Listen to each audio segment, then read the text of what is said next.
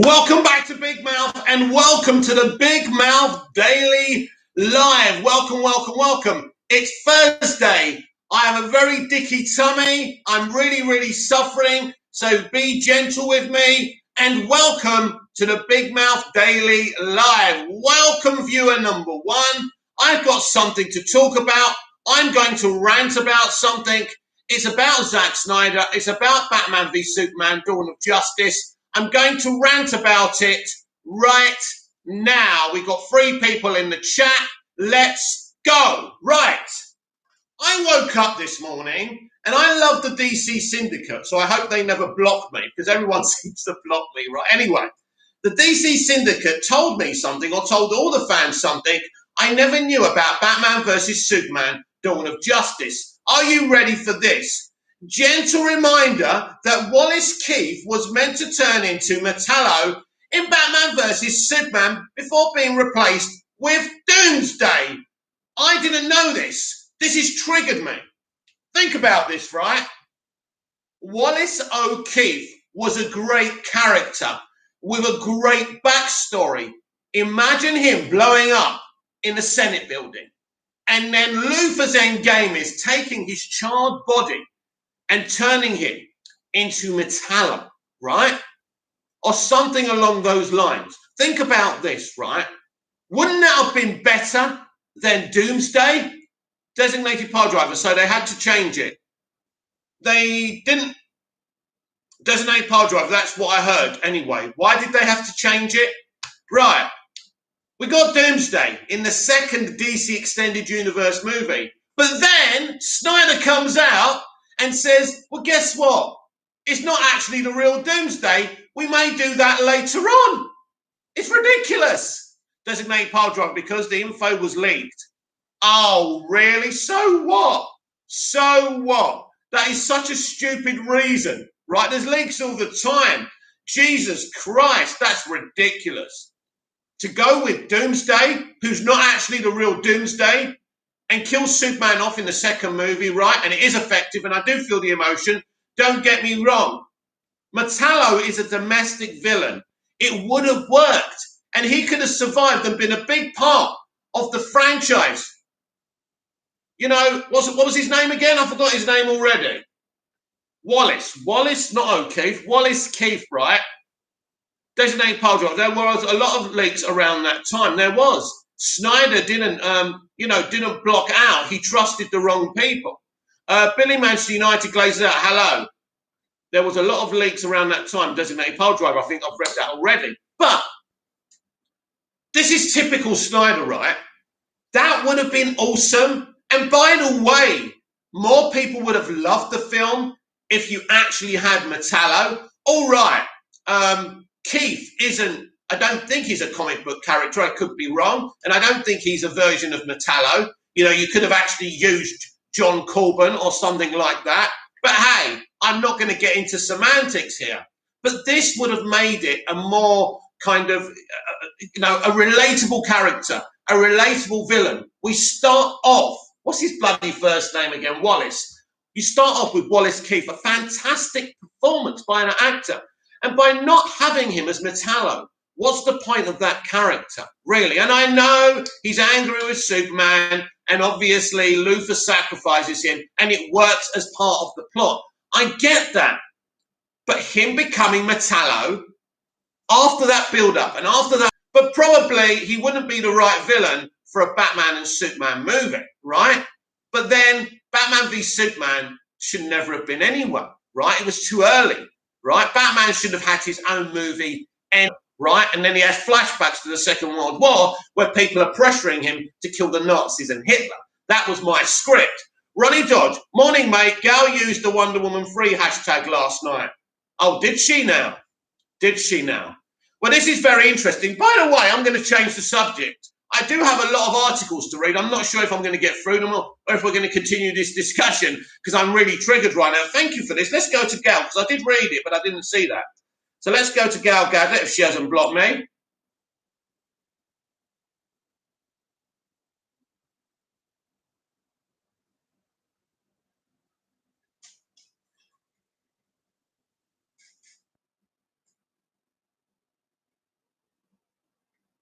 Oh, yeah. This is what she had to say, by the way.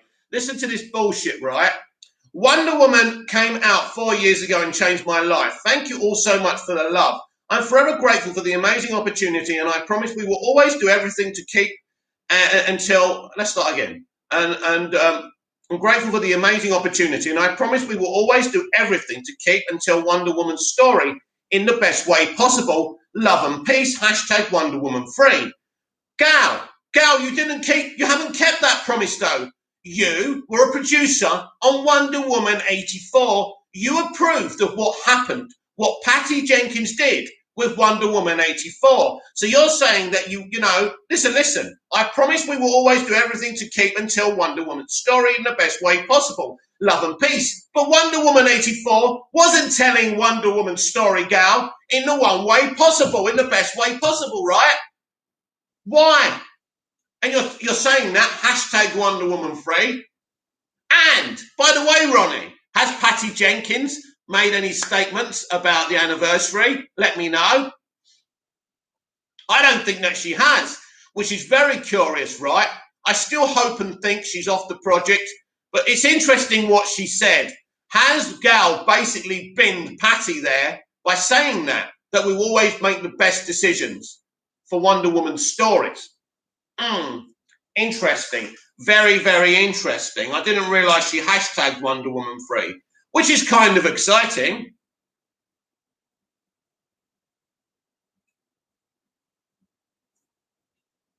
Well. What does this all mean, everyone, right? So, she hashtags Wonder Woman free while she virtue signals about promising to tell the best Wonder Woman stories. Well, sorry, Gal, you didn't do that. You were a producer on that film, on that clusterfuck of a film, right? You ratified those decisions, right? Well, you're probably a producer in name only, but you're all over the place saying what a great movie and how proud you are of that movie, right? I know that's what you people say, right? You will say anything to sell a movie. I get it. Do you know what Wonder Woman 84 proves?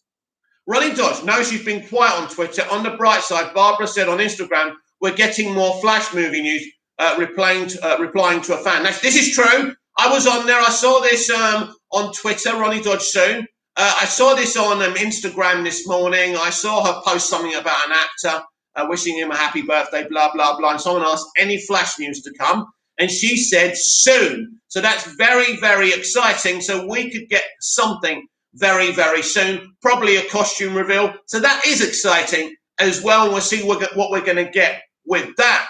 So Gal has made a promise. So it sounds to me as an apology for Wonder Woman 84. That's what it sounds like to me. But Patty Jenkins, and you're never too busy to tweet about an anniversary. And let's not forget, Patty Jenkins never confirmed she's doing Wonder Woman 83. It was announced by Toby Emmerich and the studio. So maybe an announcement for what's going to happen and who's actually going to direct Wonder Woman free. This is very, very interesting that she hashtagged Wonder Woman free. I don't even know if she started. I know she was doing a project a month or so ago. She was teasing a new project, wasn't she? Maybe it is Wonder Woman free. I don't want Patty Jenkins directing Wonder Woman free. I think it would be a mistake. Sandra Jan Hughes, why did Ping Pong Flicks say she was leaving? Who's left? Oh, yeah. That's interesting, actually. You make a good point, actually, Sam. He was saying it sounds like a goodbye, but, at the end of the day, right, she did hashtag Wonder Woman free. So it doesn't look like she's going anywhere. It sounds to me that she's saying goodbye to Patty. Where's Patty? Why didn't she tweet about this anniversary? It sounds like Patty Jenkins is history, and this will be really, really good news for the future of Wonder Woman. So we probably will get an announcement very, very soon on that. I do want some clarification about the future of Wonder Woman. By the way, I would have no issue with somebody else playing Wonder Woman. I'm not locked in. I think Gadot's amazing as Wonder Woman. I really do. I want to see her continuing to play Wonder Woman. But we cannot see situations like Wonder Woman 84 again. Designated pole driver. Patty definitely does not make the best decisions for Wonder Woman. No, I've said it before. I feel Zach ghost directed most of Wonder Woman 2017. Honestly, that film looks like it was shot by Zack Snyder and not by Patty Jenkins. She made so many mistakes in that film, and very problematic. The studio weren't happy. Listen, I can tell you here and now, the studio were not happy with Wonder Woman 84, and whatever you think of Toby and the rest of them, they were right to tell her, get rid of that mouse scene, and she weren't having it. She wouldn't get rid of the mouse scene, and also probably Wonder Woman 84 is probably slightly too long as well for what it is. The pacing's awful, especially in kind of after the opening sequence of the movie. There's too much of nothing going on. Ronnie Dodge, probably Wonder Woman 3 update at Fandom. Ronnie, I won't accept wait until Fandom. We need clarification now. Sanjan reviews, Wonder Woman 3 should be the Trinity. Well, that's something I would love. Kurt, Manchester United fan, Australia Glazers out. Yo, brother, yo, Kurt. Always great to hear from you and my other subscribers. I was saying to my dad before I came on, I'm going on YouTube Live, and I love it. And I love it because of you lot. You make it somewhere nice and safe to come. I'm glad that I've made sure that anytime we get any trolls or idiots, we kick them out of the family, right? I wish I could kick some people out of my family, right? I'm not going to go into that, but yeah, so yeah, I really like doing the live. So we need some clarification about Wonder Woman 3. It's clear that Jenkins will no longer be involved. I don't think anyone in the 80s and 90s would have allowed her to do what she did with that picture. Wonder Woman 2017 probably is the best CBM ever made. It's got heart, it's got stealth, it's got great fighting choreography. The music is beautiful.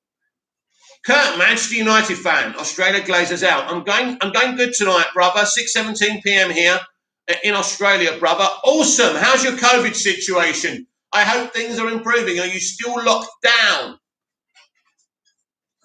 But yeah, so basically that's that. She hashtagged Wonder Woman 3, which I think is very, very curious. Personally, as I've said, I don't want Jenkins anywhere near that picture, but we will see what's going to happen, and I do expect some kind of clarification on that very, very soon. And just briefly going back to what I was talking about Metallo being on BVS, and then they scrapped it and brought in Doomsday. That was the decision that destroyed Zack Snyder's future on the DCEU. It makes no sense bringing in a Doomsday that's not Doomsday, by the way, a Doomsday that kills Superman when you've got a fleshed out character like Wallace Keith, who's brilliant. They've displayed why he hates Superman. He's a Wayne Enterprises employee. Him becoming Metallo would have been sensational, and he could have had a sensational future. And them changing it makes no sense at all. And this is the very issues with Zack Snyder. He made another mistake here. I bet you there wouldn't have been the hate for this movie if we saw Metallo. It was too early for Doomsday. It was. And he's not even the real Doomsday. This is the death of Superman, and we don't even have the real Doomsday. What? And you tell us this after the movie? I mean, of course we know he's not the real Doomsday. And then Krypton did a better version than Doomsday. He looks like the real Doomsday, right? And he's got this backstory on Krypton, and I still don't know if Krypton has links to the DCEU. I guess we'll never know. Obviously, Zod is a black man, right? So it's clear it's not the same Earth and it's not the same universe. And I accept that. Krypton was brilliant, and it was outrageous that it was cancelled. Right, shall we read some articles while we're here? The Flash's Carlos Valdez started planning Cisco's exit in season 4. Carlos Valdez talks about Cisco Ramon's departure from The Flash and how he had started planning his Arrowverse exit back in season 4. Yeah, we heard rumours about that, mate, and basically you're not happy there. By Nicholas Graff. Carlos Valdez revealed that he has been thinking about Cisco's exit from The Flash since the show's 4th season. Valdez joins Tom Cavanagh as the second series regular to lead the CW's longest-running Arrowverse show this year. Though the series has been dropping hints about Cisco's departure, it is sure to be a bittersweet moment for fans and the cast. Valdez has been playing Cisco Ramon since the pilot of The Flash in 2014. Seen initially as just a nerdy lab assistant scientist, At Star Labs, under the tutelage of Dr. Harrison Wells, it was not long before Sisko's humour, wit and bravery made him a fan favourite. Over the years, he has become a hero in his own right as Vibe, and later Mecha Vibe, and becoming the head scientist at Star Labs once Barry and company took over. He has always been a core member of the Team Flash, and his absence is sure to be felt in future episodes. I think it's a devastating blow.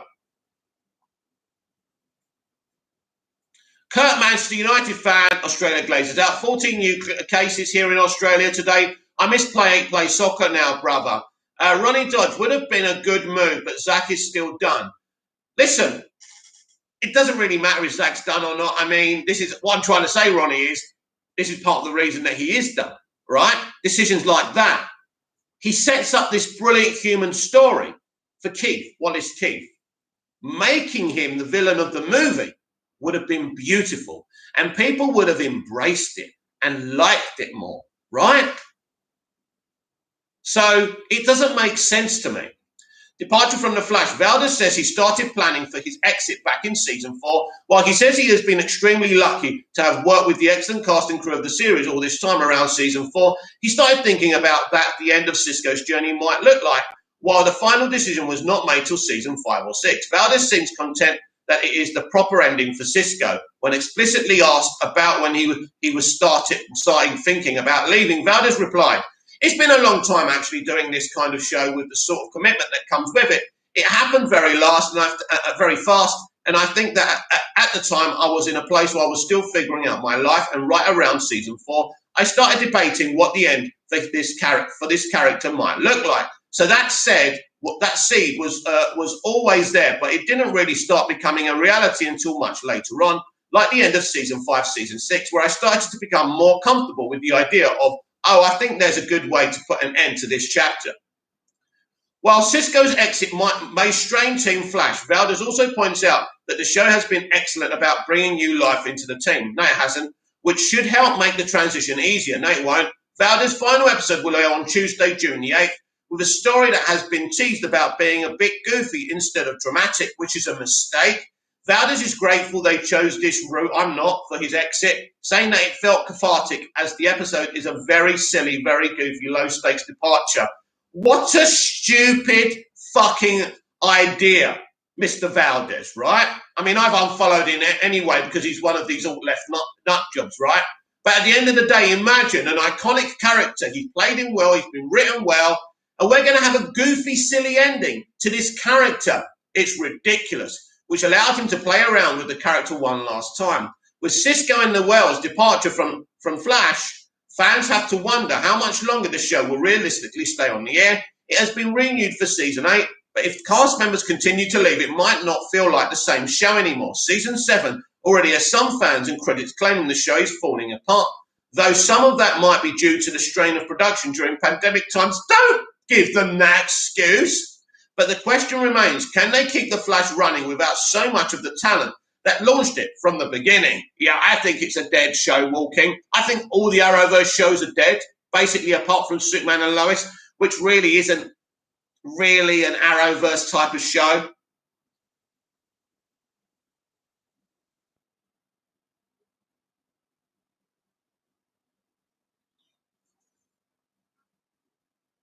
James Bond writer worried about franchise's future after Amazon MGM deal. Screenwriter John Logan opens up about his concerns regarding the future of the James Bond franchise after Amazon's recent acquisition of MGM by Grant Hermans of Screen Rant. Screenwriter John Logan has opened up about his concerns regarding the future of the James Bond franchise after Amazon's recent acquisition of MGM. The Oscar nominee got his start in the long-running action series as described for the Daniel Craig-fronted Skyfall and Spectre, centered on the fictional MI6 agent, and the franchise is based on a series of novels by British journalist and novelist Ian Fleming. The Bond films began in the early 60s. Why does Screen Rant do this? To give us a whole previously bullshit, with Sean Connery starring in the acclaimed Dr. No. Connery carried on the moniker for 4 films before taking a brief break and being replaced by George Lazenby. After a return from Connery, Roger Moore took on the role for 7 films until later being replaced by Timothy Dalton for 2 films and Pierce Brosnan for 4. Taking a 4-year break to find a new star and revitalize the series, it once again returned in 2006 with Craig as the lead for Casino Royale. Craig has starred as James Bond in 5 films. In a guest opinion essay for the New York Times, Logan discussed his concerns about the future of the James Bond franchise. With MGM now in the hands of Amazon, Logan argues that Amazon is a tech company focused on attracting and retaining customers, modern artistic expression, and fears the company may try to exert greater control over the franchise. Of course they will. I've warned about this already. Even though producers Barbara Broccoli and Michael Wilson still own half the rights to Bond. Read more of what Logan wrote below. Yeah, but they're going to make life very uncomfortable for them until they buy them out. And Barbara and Michael won't leave, of course, without a fight. When I heard this news, a chill went through me. Having worked as a writer on Skyfall and Spectre, I know that Bond isn't just another franchise, not a Marvel or a DC. It is a family business that has been carefully nurtured and shepherded through the changing times by the Broccoli-Wilson family. Work sessions on Skyfall and Spectre were like hearty discussions around the dinner table with Barbara Broccoli and her half-brother Michael Wilson, letting all the unruly children talk. Every crazy aunt or eccentric uncle was given a voice. We discussed and debated and came to a resolution, as families must, with no outside voices in the room. When you work on Bond movies, you're not just an employee; you're part of the family. And it's not that, it's not that Amazon's a bad faith company. It's that it's a global technology company with a more than 1.6 trillion market capitalization that produces on a mass scale and is obsessed with the customer experience. Oh no, they're obsessed with the customer's experience? How dare they? That says something bad about you, mate, not them. It's not necessarily a champion or guardian of artistic creativity or original entertainment. You know what I'm looking at now with this artistic freedom, right, and integrity, Monica? Artistic integrity, right, means they don't care about you and me and what we experience. He's just admitted that Amazon do. So I'd rather be on Team Amazon than Team Broccoli and Wilson. Look, I've seen No Time to Die. I've fucking seen No Time to Die. That's all I'm saying, right?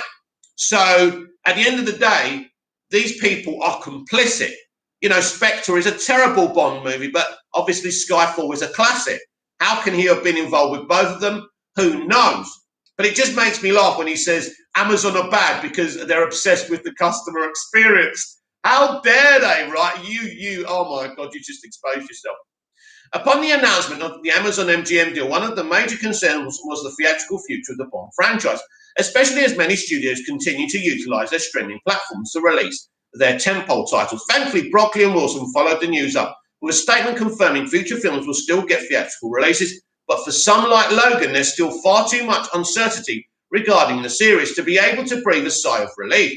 Plus, with no actor or actress announced to be carrying on the role of 007 or actress in a future film after Craig's final outing, it does make it harder to feel comfortable about what's to come for the series. That being said, Logan's criticism of Prime Video and a lack of creative freedom for its artists does feel a bit unfounded. One need only look at the likes of The Boys and Invincible to see the extreme heights the platform is willing to allow their creators to strive for with their projects. This is true, of course. For the time being, fans can at least look forward to the James Bond franchise's return to the big screen when No Time to Die hits theatres in October. Oh, yeah. I wouldn't look forward to it if I were you. Anyway, what a hypocrite, though. What a hypocrite. If a streaming platform, right, a tech company is obsessed with the customer experience, that's great. That's a good thing. That's not a bad thing, right? I'm starting to think artistic integrity actually isn't a good thing for us, the audience, right? This conversation is about Zack Snyder. He wanted his freedom of creativity. Why do his wants and needs come before our enjoyment? We're spending the fucking money, right? Why Batman movies' obsession with realism hurts the Dark Knight? This is an interesting take. Ronnie Dodge, I feel for James Bond. This is just another AT&T situation again. Yes, it is. And honestly, right, but I think this is a good thing. After seeing No Time to Die, I was very, very concerned. So, you know, I think that this could be a good thing and they could steer it in the right position, just like David Zaslav of Discovery could steer DC in a better position as well. Right. Why Batman movies' obsession with realism hurts The Dark Knight. The consistent decision to fill Batman movies with realism does more harm to the character than good, as it places limitations on The Dark Knight by Anthony Borelli of Screen Rant. Batman movies, more so than any other superhero films, are obsessed with realism, and that obsession hurts The Dark Knight. There is this innate tendency to place Batman in a world that looks and feels like our own. I actually agree with that. Christopher Nolan started this trend in 2005, and this is why Nolan brought on Snyder, because Snyder does the same thing. And I must admit, that is problematic. With Batman Begins, and it's been around ever since with Joker and Matt Reeves' upcoming villain Riddle, the Batman following suit. These films were perfectly capturing certain elements of the character. Reject Batman's brutal comic book nature. In doing so, they lack a certain quality that many are looking for. Yeah, for example, Tim Burton's Gotham City wasn't steeped in realism, and it's better. It looks fantastical. It looks amazing, and there's lots more ingenuity and imagination, and I really like that. To be clear, this doesn't mean that Batman films that rely on realism are inherently bad. The best Batman films have been those where it feels as if the character could step through the screen and continue to fight crime. And one only has to look at the box office numbers and reviews to understand why. Warner Brothers may give preference to Batman films of this nature. These grounded Batman films have obviously fared far better, both financially and critically, than Zack Snyder's more comic book accurate Batman. However, this shouldn't be taken as a direct correlation between realism and box office. By the way, is Zack Snyder's Batman a copy and paste of the comics? No, he takes certain elements, but he picks and chooses. Snyder's take on the Cape Crusader has its problems. There's no denying that. But there is also no denying he got a lot right as well. Perhaps the reason many latched onto Ben Affleck's Dark Knight was because it wasn't constrained by realism and maintaining a veil of plausibility. Instead, Snyder's Batman leaned into the comic book mythology, largely ignored by Nolan. This Batman gave audience a taste of what they had been missing in the films, more concerned with practicality than theatrics. Unfortunately, this does more harm than good in respect to the Dark Knight on-screen potential. While realism is great for exploring Batman's inner state, I can't read, can I? Anyway, let's try again. Inadvertently places limitations on the creative aesthetic of the character. All black armored Batman suits are perfectly acceptable and impressive, but it's not the same as being Batman in black and grey. Sadly, the black and grey is often one of the first casualties to realism, as it's less practical for stealth operations. The same goes for the Batmobile, where style is often lost in favour of utility. Part of Batman's appeal is his aesthetic and theatricality, which is not always practical. Establishing this highly realistic, tangible Batman also hurts his chances of ever teaming up with members of the Bat family. This is true. This is a severe impairment in portraying Batman because it eliminates the possibility to explore his role as a mentor, something seldom explored in live-action films. One would be hard-pressed to imagine Christian Bale's Batman training teenagers to fight alongside him. However, even though Batman is known for his desire to work alone, his actions in the comics betray this sentiment. The Dark Knight's ability to mentor is a significant component of his character, and the lack of its representation in film is an incredible oversight, I agree. Ronnie Dodge, Burton's Gotham's still the best. Can't wait to see it again next year. Neither can I, my friend. It's going to be awesome, right? The desire to associate Batman with realism is understandable, given he's one of the few heroes with no powers. The thought process being that the Dark Knight is more relatable than when portrayed as an ordinary human. However, this desire to lean into the practicality of the character is misguided. Batman is anything but ordinary, and always portraying him as such places him in a box. Batman only appears normal because he fights alongside heroes like Superman and Wonder Woman, very much as a man among gods. Until directors understand this, they will continue to hold the character back with the constraints of realism. The Dark Knight deserves the opportunity to shine all this comic book's glory the same as any other hero. Very good article, and I agree, I really do. Let's unpackage that a little bit. Right, when we go back to the 1960s Batman, I mean, basically the Gotham City there just looks like an ordinary city. They haven't really made an effort to change it, but then again, they had a very low budget, and even if they wanted to, maybe they did, they couldn't do it. but it's got basically the Batmobile is fucking amazing. The Batcave for the 60s is sensational. The suits are very basic, but they work for what they're doing, and they don't take me out of anything. And by the way, probably the suits are more kind of realistic to the comics back then than kind of now. Now, Tim Burton created the Dark Knight aesthetic. Now, the Dark Knight aesthetic was already designed in the comics, so Burton was quite loyal to that.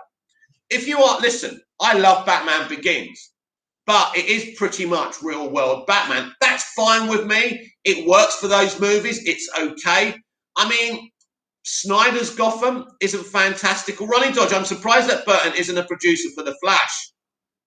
But he may be an advisor. Nothing's come out yet. They've probably just looked at the movies and redesigned it. But I did hear a rumor that he was going to be involved with that film. But we will see. And I'm sure that Michael wouldn't have come back without Tim Burton's permission. So that's an interesting one. So Snyder's Gotham, Nolan's Gotham. Now, I'm not really sure about Matt Reeves' Gotham. Let's see what kind of aesthetic that brings. But yeah, I like a fantastical Batman, a theatrical Batman, rather than a realistic Batman. And I'm afraid filmmakers and TV show drama makers are obsessed with the real world because alt-lefts are obsessed with reality. And they don't like fantasy because they can't throw their real-life commentary in those things. And that's where we stand. Right, Paul Bettany initially regretted fake WandaVision cameo joke. It was a really bad thing to do, Paul, wasn't it? Very bad. Paul Bettany regrets teasing that there will be another massive cameo aside from Evan Peters in WandaVision. It was just himself as White Vision by Anna Dummerolg of Screen Rant. WandaVision star Paul Bettany regrets joking about the fake cameo in the show on the heels of Evan Peters' surprise arrival in Westview. In episode 5, Bettany harped about another big guest coming to the Disney Plus show. This kept everyone guessing as to who it might be, and considering how WandaVision was expected to establish the multiverse in the MCU, this set high expectations for the viewers.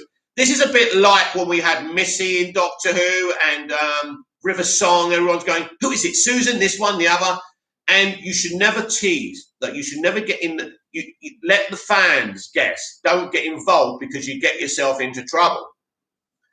As WandaVision neared its ending and there were still no signs of any high-profile cameo, some became dubious about Bettany's tease, while others doubled down on their theories and held out hope that his words will come to fruition. Eventually, it's revealed that the actor was just kidding around regarding his tease. There were no other big guests, and instead, he was just referring to himself playing White Vision. Not long after, Bettany admitted to his cruel joke, and now he's further opening up about it in a new interview. Speaking with the playlist, the actor reveals that he regretted his decision to hype up the audience like that, simply because a lot got invested in his promise. Citing various theories that it spawned, he realized that people would be disappointed when they found out that the big WandaVision surprise cameo he was talking about was just him all along. I've had all sorts of feelings about it. Initially, it was massive regret, which was people started going because regret, which was people started going because I thought it was a really funny joke and was pleased with myself. And then people were like, is it going to be Patrick Stewart? And then I went, oh my God, that's a good idea. Oh my God, people are going to be so disappointed when they realize it's fucking me again, last. But in the end, I spoke to Kevin Feige about it, and he thought it was a really good joke, a really funny joke, and it didn't backfire too much. For a second there, I was like, oh no, what have I done? But yeah, so I had all sorts of feelings regarding that. Is that why Kevin hasn't given you a new contract yet? No, only kidding. But I mean, it is a funny joke. The problem is with MCU fandom, they've been fed on cameos and good cameos and post-credit scenes. And when they don't live up to expectations, people are understandably mad. When you start feeding people on premium cream and then you give them watered down milk, people are going to be disappointed. Bettany mentions Patrick Stewart referring to the actor possibly reprising his role. Thank you for the notification, but you're in my way. Referring to the actor possibly reprising his role as Charles Xavier. Professor X from the previous separated X-Men universe. Since Disney acquired Fox, there's an assumption that Wanda's mutant origins from the comics will be used to introduce them in the MCU. However, claims that either Ian McKellen or Michael Fassbender would appear as Eric Lenshurt, Magneto in WandaVision, were more prevalent. This was because in print, he's the father of Scarlet Witch in Quicksilver. In the end, neither of those arrived at Westview. Marvel Studios planned on bringing in Doctor Strange for a cameo, but that too was scrapped. In hindsight, it's all for the better, as the series was able to focus on its core story, which was Wanda dealing with her traumas. Listen to me. You can't start harping on about focusing on the leads when most of the origin movies have fucking cameos. Come off it. You can't pick and choose what you are and what you do when you feel like it. The fans think they understand what's meant to happen in these movies. Do you understand? Still, some didn't appreciate Bettany's joke, as it led them to being disappointed. While not having any massive Marvel cameo in WandaVision was objectively the right call, there's an argument that the show had one too many red herrings that left them occupied without any real payoff. In any case, at least Bettany now knows that MCU fans are extremely dedicated, so he better not mess with them in the future. It's not about messing with. I like Paul. Paul's a good lad, you know, but it's not really Paul's fault. He said something. I mean, I don't know. It's. I don't think it's Paul's comments as such. I think that there wasn't a good cameo in there, and their choice of the villain, as much as I like her, was bad. You know, having Wanda as the one of the Phase 4 villains and the villain of that story would have been brilliant, because between you and me and the bedpost, she pretty much is the villain of WandaVision, right? Whether you try and, you know, creep away from that, the way you wrote her, and it's like, you know, everyone's trying to excuse what she did to those people, but what she did to them. Have we got any fans of The Conjuring in the house? Well, we've only got Ronnie Dodge, I think, in, so I don't know if Ronnie Dodge likes The Conjuring. So The Conjuring freeze, Patrick Wilson reveals what he'd asked the real Ed Warren. The Conjuring franchise star Patrick Wilson reveals what he would have liked to ask the real Ed Warren, who he plays in the 3 films, by Abigail Ong-Pizard of Scream Rant. The Conjuring star Patrick Wilson has revealed what he would ask the real Ed Warren should he be given the chance to communicate with the famous paranormal investigator. The 47-year-old actor has played the character in the hit horror saga beginning with the first movie in 2013 and its 2016 sequel. Fans of the Supernatural franchise will see Wilson reprise his role in the upcoming The Conjuring, The Devil Made Me Do It. They're a great set of films, though, aren't they?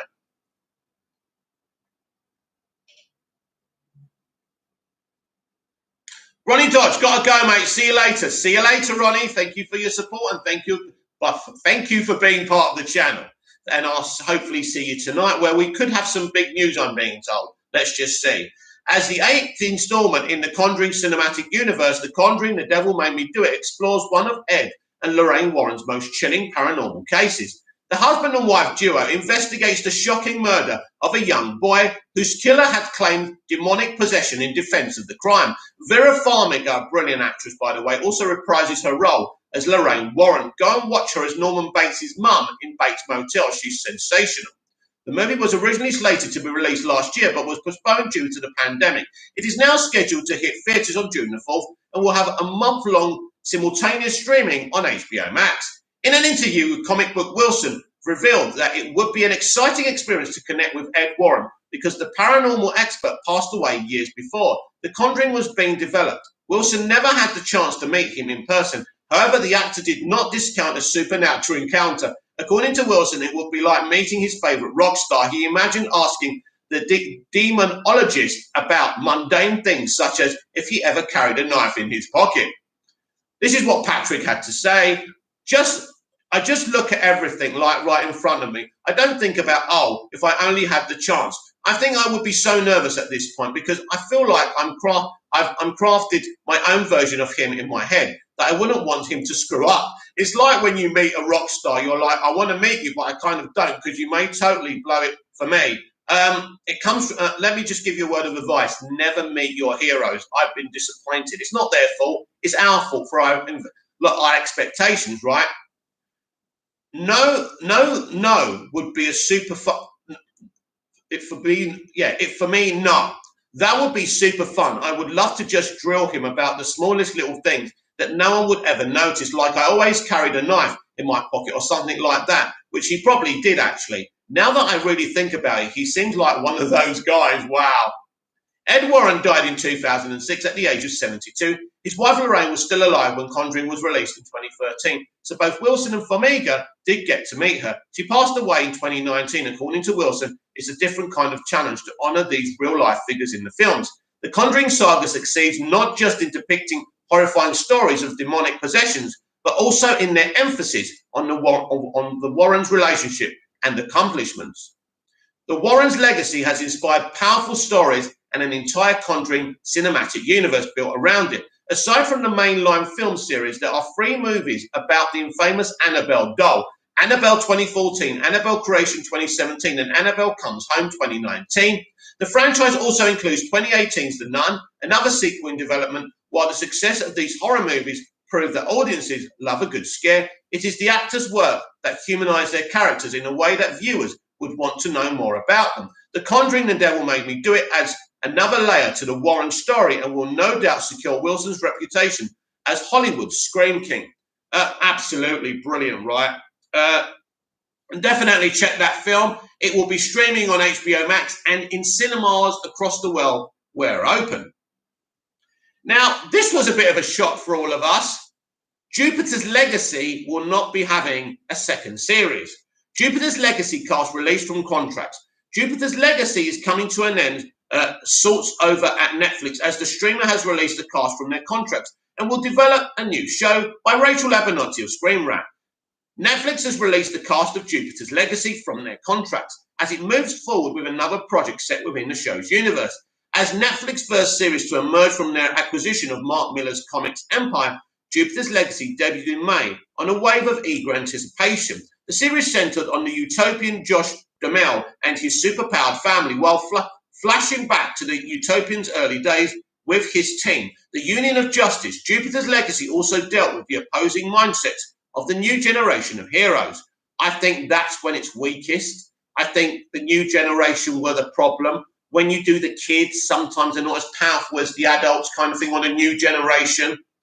Jupiter's Legacy Season 1 ended with quite the cliffhanger, leaving the door wide open for the story to continue in Season 2.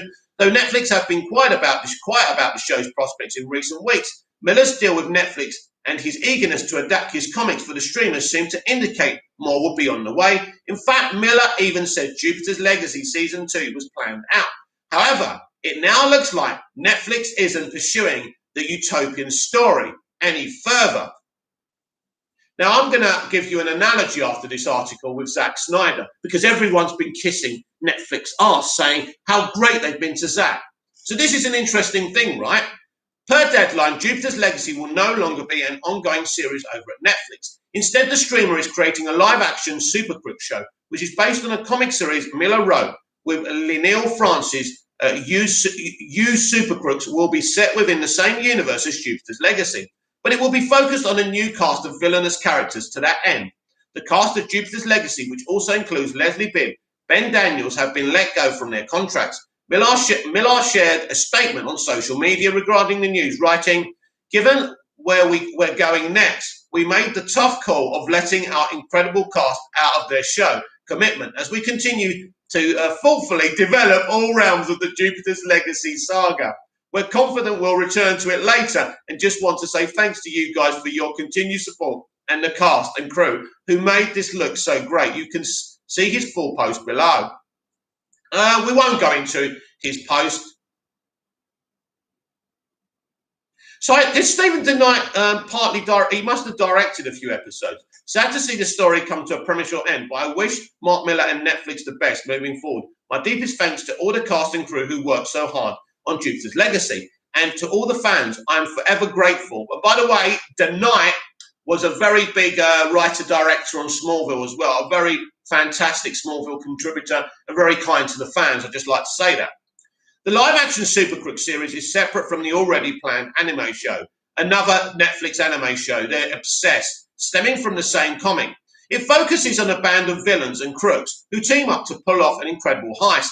Bloody hell, it sounds like Army of the fucking Dead, doesn't it? It remains to be seen if any characters from Jupiter's Legacy. I bet you any money, right, those bastards at Netflix said, oh, Army of the Dead's done all right. That's a heist movie, right? Let's just bin Jupiter's Legacy because nobody's watching it. That's why the cast have been let go. Let's be honest, right? And let's do another heist, right? And you talk about WB, and you talk about WB. We'll unpackage this in a minute. Might turn up, though. The cast getting released from their contract doesn't currently bode well for that prospect. Additionally, Miller's comments about the returning to Jupiter's Legacy in the future seems curious. It isn't clear as to how it will be revisited without an official season 2. For the fans of Jupiter's Legacy, this is quite the blow. Season 1 was spent setting up some of the comic's biggest moments and characters, and there was a lot of excitement about what lay ahead. With the end of Season 1 finally revealing the Utopian's brother, Walt Daniels, was orchestrating a plot against him, the stage was set for an epic showdown. Unfortunately, while the world of Jupiter's Legacy continue to exist, its story won't proceed onwards. Right. I've got a bit to say about this.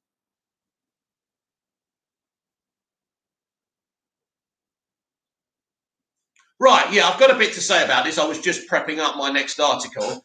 Right, for weeks now, Netflix are brilliant. They let Zach do whatever he wants. They're not like WB. They would not sack a bunch of actors and, do some immoral decisions in the name of business and money. How fucking hilarious. Tell me, Snyder fans, fellow Snyder fans, how do you feel about Netflix now? Jupiter's Legacy was a much anticipated series, right? They left it in a cliffhanger, and because not enough people were watching it for their liking, they binned it, and now, of course, they're tied into a contract with Mark Miller, so they have to work with him. I'm sure they'd like to buy him out of it, but obviously a bit too expensive, so Miller gets to play. So probably it will be a one-off, the spin-off, and they won't kind of be promising future seasons because obviously people are not going to, it's clear that though people love Mark Miller and his talent, maybe he doesn't attract enough of the mainstream to watch his Netflix stuff. That's a problem, right? So as soon as not many people watched it, they said no. Understandably so. But isn't it ironic, though, that these Snyder fans that have been screaming, and every time I see them screaming at WB and, kissing the butts of Netflix, I'm going to quote tweet, what about Jupiter's Legacy? Because, yes, business does come first. And if you don't bring in the customers, if you upset some of the customers, then these studios, these streaming services, these elites will get rid of you. Because the entertainment industry is about entertainment, but it's also about making money from said entertainment. And if you're not making the money, or if you're upsetting the fans or the people at the studios or the streaming services, you are gone. So this proves that WB were actually, in all their rights to make decisions on their own IPs and their finances. That's how it works. And some consumers don't get that. I just find the hypocrisy so funny that Snyder fans have been going, oh, Netflix, freedom of creativity, artistic integrity, and then they axe Jupiter's Legacy after one season. What do you say about that now, right? Anyway, we move on. Kate Winslet insisted on showing her belly bulge in Mayor of Easttown. It's amazing that this is kind of some kind of controversy. I mean, they've been doing this for 50 years, cutting out people's, flaws and making sure people look slimmer and perfect and all of this. This is Hollywood, baby. It gives an unrealistic impression of the human form, the body, right? We see on Instagram now, all these young women do it, don't they? They hide themselves. They don't want to show their flaws. Now, if you know me, I dance topless and stuff like that. I do my raps of the day. I do my body positivity. You can see my operation scar. I don't care. I'm proud of my body and I'm trying to make a point. I want other people to be proud of their bodies too. So anyway, after the shocking finale of Mayor of Easttown, Kate Winslet revealed that she thought to portray the titular character as raw and unedited as possible by Abigail Ong Pizarro of Screen Rant. It's really funny that an actress had to fight for this because Hollywood and their producers are such compassionate, be kind people, aren't they? But I tell you what, If you've got a bit of belly bulge, they'll get rid of it. Aren't they lovely people? Anyway, Kate Winslet wanted Mayor of Easttown to be as realistic as possible and insisted on showing her unedited belly bulge in one of the drama's intimate scenes. In the HBO limited series, Winslet plays Mayor Sheehan, a hardened detective from Philadelphia who is investigating the murder of a teenage mother, Kaylee Spaney, and another missing person case as members of her community begin to doubt her work. Her personal troubles also start to unravel. Mayor of Easttown premiered on HBO on April 18th.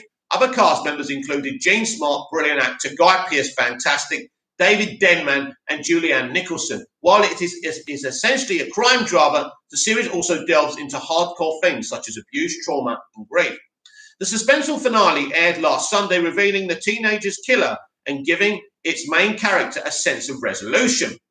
Following the series finale, Winslet revealed in an interview with the New York Times that she was determined to give her character a truthful and raw portrayal. The 45-year-old actress shared that director Craig Zobel had offered to edit a bulgy bit of belly. Offered, yeah, right, in a particular sex scene with a local author, Guy Pearce. Winslet cut him off with an adamant, "Don't you dare." Let's say that again. Winslet cut him off with an adamant, "Don't you dare." She insisted on showing her real body with all its flaws, just as Mayor is also scarred and broken. Read an excerpt of her interview below. Listen, I hope that in playing Mayor as a middle-aged woman, I will be 46 in October. I guess that's why people have connected with this character in the way that they have done, because there are clearly no filters. She's a fully functioning flawed woman. A flawed woman. Let's talk about that. SJWs won't like that, right? SJWs don't like women being shown as flawed. We got this actress from Supergirl, right, saying that people from the LGBTQ plus community should be represented as three-dimensional and not flawed. See, that's the problem. Making good decisions. Well, nobody makes good decisions, sweetheart, every single moment of the day. That's what you people don't understand. So, moves in a way that, so let's say that again. She's a fully functioning flawed woman with a body and a face that moves in a way that is synonymous with her age and her life. And where she comes from, I think we're starved of that a bit. A bit. Just go to Instagram, Kate. Look at the world we live in. It's despicable. And the decision you made is brilliant. And I absolutely respect you for that. Obviously, you have enough power and influence in the industry to do that, because they need Kate Winslet in that show, don't they? Winslet also recalled how she rejected the Mayor of Easttown promotional posters twice because her face was too retouched. In fact, she consciously worked with the crew to make sure her skin looked unfiltered in every shot. The hands-on actress also collaborated with the costume department to deliberately choose unflattering, ordinary outfits. If it is this dedication and passion that Winslet is known for, while she rose to international stardom by playing a sheltered socialite in Titanic, Winslet went on to prove her versatility with a wide range of projects. She did not shy away from taking on less glamorous roles and is acclaimed for her gripping work in Eternal Sunshine of the Spotless Mind, Revolutionary Road, and the 2011 HBO series Mildred Pierce. Ultimately, Winslet's gritty performance in Mayor of Easttown paid off as audiences responded positively to her character. Viewers turned in to the shocking finale last Sunday, causing HBO's service to crash due to her heavy user activity. The success of the miniseries lies in its dark twists and thrilling mystery, but Winslet's portrayal of Mayor allowed audiences to believe in her and share her grief. In the end, even as the crime has been solved, viewers were left wanting more. But maybe we should leave them wanting more. Maybe that's a better thing. Anyway, that's brilliant, and that's very interesting. Our final article of the day is about a rumoured new role for Elijah Wood, who, of course, has been around since a child. He was in Forever Young with Mel Gibson. He's played many, many roles. Of course, he became really famous. His big break, he played Frodo in the Lord of the Rings trilogy for Peter Jackson. Toxic Avenger movie reportedly adds Elijah Wood as lead villain. Elijah Wood will reportedly play the lead villain in the Toxic Avenger reboot. I've never heard of this franchise, sharing the screen with Peter Dinklage, Taylor Page, and Jacob Tremblay. by Rachel Ulatowski of Screen Rant. Elijah Wood will reportedly star alongside Peter Dinklage and Jacob Tremblay as the lead villain in the Toxic Avenger reboot. The Toxic Avenger is a low-budget American superhero film released in 1984. The film meshed the genres of horror, comedy, and action, bringing to the screen a campy, gore-filled tale of a weak janitor who transforms into a gruesome superhero after being exposed to toxic chemicals. The film came to be regarded as a cult classic and spurred multiple sequels, a musical production, and a cartoon. Do you know what? You shouldn't reboot cult classics. They won't be cult classics again. You're wasting your time because you have no idea. It can't be a cult classic again. You can't make a cult classic a cult classic. Won't work. Anyway, a reboot of the film has been in the works since 2010. However, the ball didn't get rolling until Legendary stepped in and acquired the filming rights for the movie. Recently, Legendary nabbed Macon Blair as the Toxic Avengers writer and director. The film has slowly been coming together. The remake has garnered attention recently for its impressive cast list, as it includes multiple high-profile actors. As reported by the Illuminati, this is from the Illuminati. Are they any good? I've read some of their stuff before. Elijah Wood has allegedly been cast as the lead villain in the Toxic Avenger. Wood will take on the role of Bob Garbinger, the greedy and corrupt boss of Winston Dinklage, who seeks to become as powerful as the Toxic Avenger. According to reports, Garbinger seems to be the typical corrupt, egomaniac CEO who steps on others to get ahead and endangers many in his insatiable desire for power. Check out the character description of Wood's character below. Bob Garbinger, 40 to 50, leonine hair and eerie plastic surgery, evil head of the shady company Garb X. He has no regard for the well-being of anyone but himself and embarks on a murderous spree to become as powerful as Toxic. His ego is bolstered by his standing amongst the town's official, but in reality he lives in fear of the underworld gang he's indebted to. Sounds interesting. I know nothing about the Toxic Avenger or whatever. Wood will share the screen with Game of Thrones Dinklage, who is slated to star as the Toxic Avenger. Taylor Page, who received critical acclaim for her role in Ma Rainey's Black Bottom, will star as the female lead of the movie, while Room's Jacob Tremblay will purportedly portray Winston's son. Wood's entrance makes for yet another exciting addition to the cast list. While most know Wood for his role as Frodo Baggins in the Lord of the Rings trilogy, he has amassed a wide array of film and television credits and has already proven that he makes a mean villain with his role as Kevin in Sin City.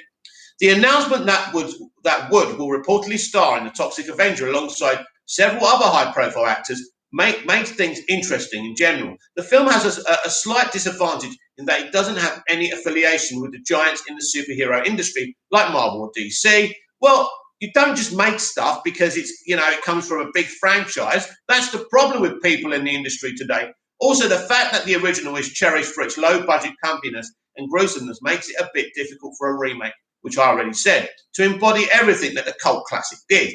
Hence why many of the sequels failed to measure up to the original. However, with a capable director like Blair and an all-star cast, the remake is certainly gaining traction. Wood joining the cast raises the anticipation to see him take on another villain role. And similar to the other strong casting choices, it's a smart move to attract fans to the movie theatre. Hopefully, the remake will succeed in finding balance between paying homage to the original Toxic Avenger while upgrading the acting, plotline, and graphics in a meaningful way. Well, that is the final. Well, hang on a minute. This is an interesting one. I've got one more article to read. Sorry about that. We'll get to that in a minute. Yeah, I don't know nothing about the Toxic Avenger, but the problem is it is a cult classic. You can't. It's when you go to a really good holiday. I went to Butlin, Somerset with a bunch of friends who are not my friends, regrettably, right? It was the best friends holiday I ever went on. It was fantastic. We got pissed, we had sex, not with my friends, but we just had a good time. It was a laugh. And years after that, we were trying to recreate that holiday. We went to Bognor, we went to Canberra Sands, and we never go with those original people. You can never recapture that. And you can't recapture a cult classic. I'm sorry. Anyway, one more article for today. And it's about Gillian Anderson. And I'm a bit disappointed in her, but She's become all very, I'm a very successful actress now. And, you know, is a bit, I don't think she's been respecting who made her, which is Chris Carter and the X-Files. Anyway, X-Files Gillian Anderson says she had mini breakdowns while filming the show. Gillian Anderson opens up about how starring in the X-Files caused her to suffer breakdowns and why she was desperate to leave the role behind. I mean, you see what I mean? Why don't you have breakdowns in your other role, Gillian? This is actually despicable. Anyway, this is by Abigail Ong Pizarro from Screenwriter. Gillian Anderson revealed that she experienced small breakdowns while filming The X-Files. The 52-year-old actress is known for her role as the FBI Special Agent David Scully. In the hit series, she played the character throughout the entire 9-season run of The X-Files from 1993 to 2002. Anderson reprised her role when the show was picked up for a revival in 2016 and again in 2018. The X-Files revolved around two special agents investigating unsolved cases involving unexplained paranormal activities.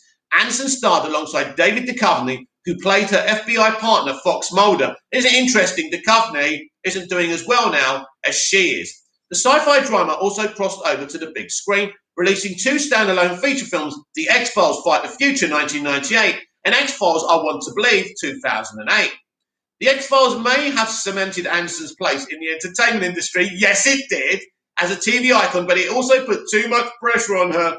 The actress recently opened up about how starring in such a successful TV series caused her to experience breakdowns.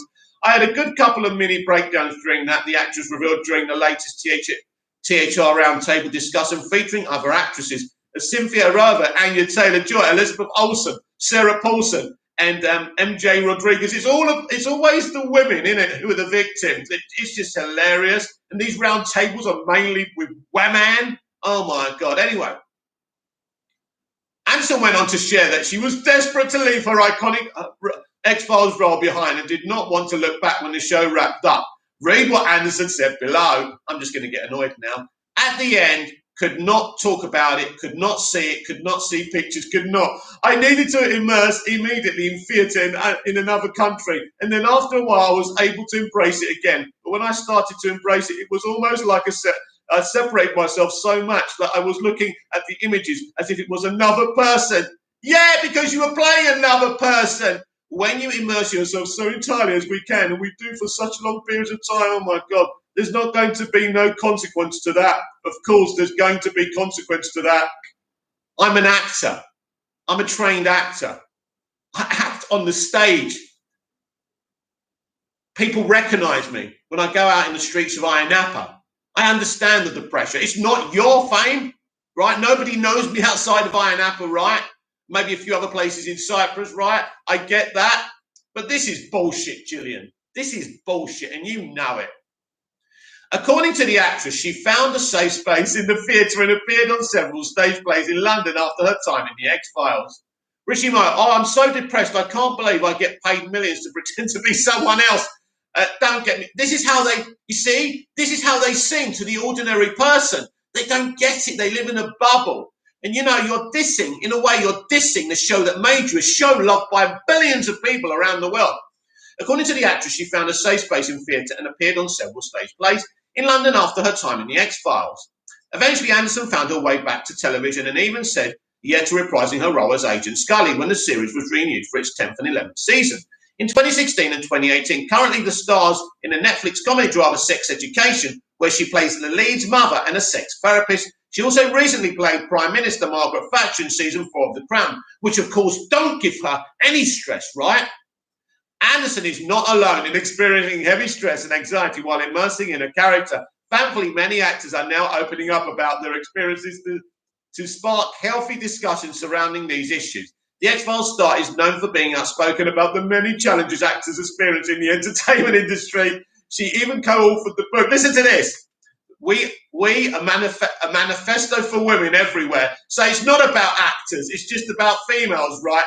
These people are deplorable, which centered on a pay equity and mental health issues, because only women suffer with mental health issues in the acting community, right?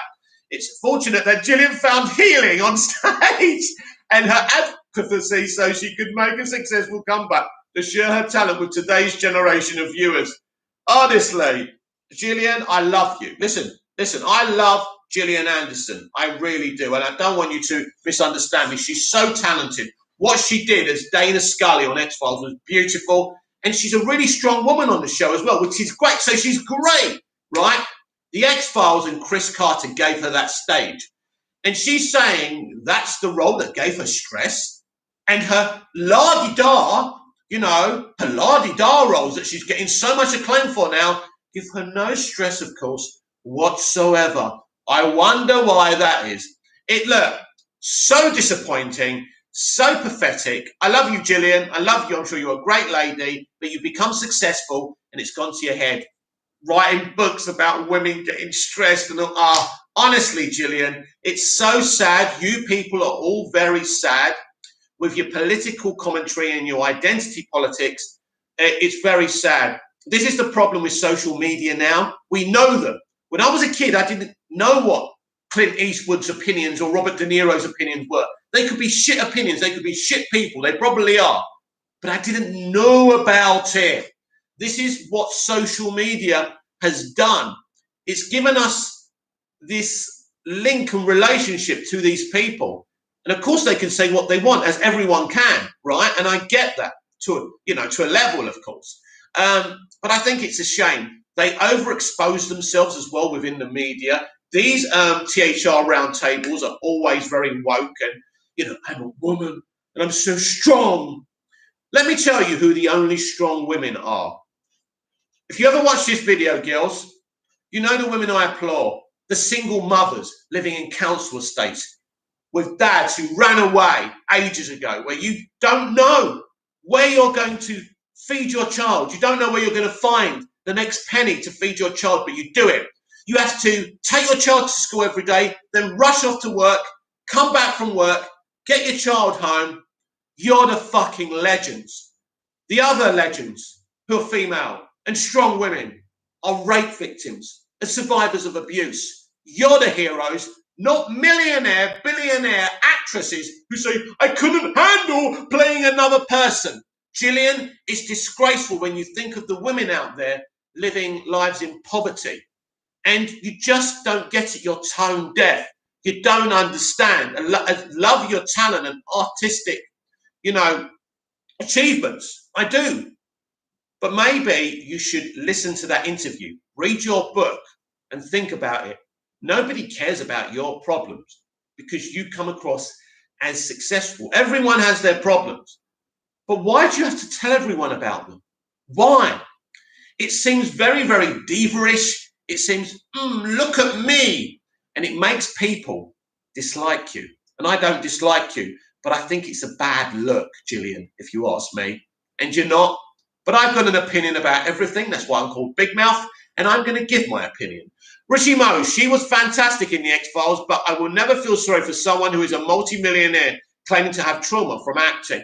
Listen, we immerse ourselves 100% in these roles. And if it's a really dark role, it's difficult. Of course it is. I've been there. I've done fucking Shakespeare, right? But it's part of the job. You take a break from acting afterwards. You sit on the beach for a couple of weeks. You put your headphones on. You immerse yourself in other things. Then you go back to it. I love acting. I love acting. It's brilliant, all forms of it. And to center her trauma only on the X-Files tells me that she's got issues with that production and the showrunner. But her la-di-da roles that have given her so many great responses, critical acclaim, right? She's not saying anything about trauma about them. Why do you think that is? Anyway, comment down below, like, share, and subscribe. I'll be back tonight with Big Mouth Live. This is the end of the Big Mouth Daily. It has been the Big Mouth Daily. Tonight will be Big Mouth Live. Lots of conversations, hopefully some news. And don't worry, if there's no news, comment, ask questions. We'll find something to talk about. Richie Mo, she thinks acting is stressful. She should try digging out 25 tons of concrete and clay, getting it grabbed, then laying 20 tons of hardcore, then laid drainage and patio all in 6 days. That sounds like your job. Oh, wow, I could never do that, I must admit. And I have total respect, Richie. You have to do that job. You have to earn money. You have to survive. And you know, that's a really difficult job, and top respect to you. Anyway, I will see not you all. Oh, but you know, people may rewatch this. Let's end this video and this stream properly. I will see you all tonight with the Big Mouth Daily Live. Don't forget, I will put a link on Twitter a couple of hours before we launch. So be there or be square, and make sure to follow me on Twitter at Movies TV Mad. See you tonight. Thank you, Richie, for hanging around, because you were the only one to hang around, and I appreciate it. See you later. Don't work too hard. Always have your tea breaks and your lunch break. Richie Mo, see you tonight, Mick. See you later, Richie. See you later, everyone.